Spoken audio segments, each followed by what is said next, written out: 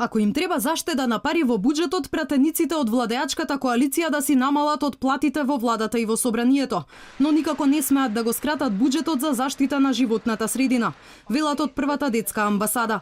Загадувањето со кое се борат жителите на Скопје, Битола, Гостивар, Тетово, Кавадарци негативно влијае на здравјето и на граѓаните и на нивните деца, кои мора да растат во здрава животна средина, вели првиот човек на Меѓаши Змијанац. Наместо да кратат 5 милиони евра за здрава животна средина, нека купат 20.000 велосипеди за децата и нека им ги подарат. Со кратење на парите за чист воздух и здрава животна средина, плаќаме висока цена за лечење на нашите деца од последиците на загадувањето. Во состојба на екстремно загаден воздух, вода, почва, нестандардни илјадници диви депонии во Македонија, намалување на средствата за заштита на животна средина е неприфатливо.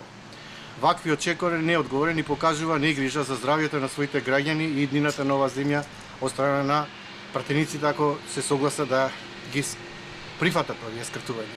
Тој апелира до пратениците, ако не е можно зголемување на буџетот за мерки кон здрава животна средина, тогаш нека не гласаат ниту за намалување на овие средства. Животната средина мора да стане приоритет, зашто без здрава животна средина нема живот. Не сме здравата животна средина и чистиот воздух да бидат на маргините и важноста и приоритетите и на владата и на собранието на Република Македонија. Инаку 15 на граѓански иницијативи и здруженија испратија заедничка протестна реакција до пратениците со која бараат кратењето на 4,9 милиони евра да не се реализира.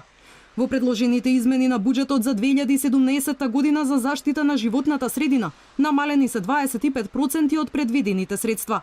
Намалување има и кај буџетот на Министерството за екологија и тоа за 2,4 милиони евра или 23%.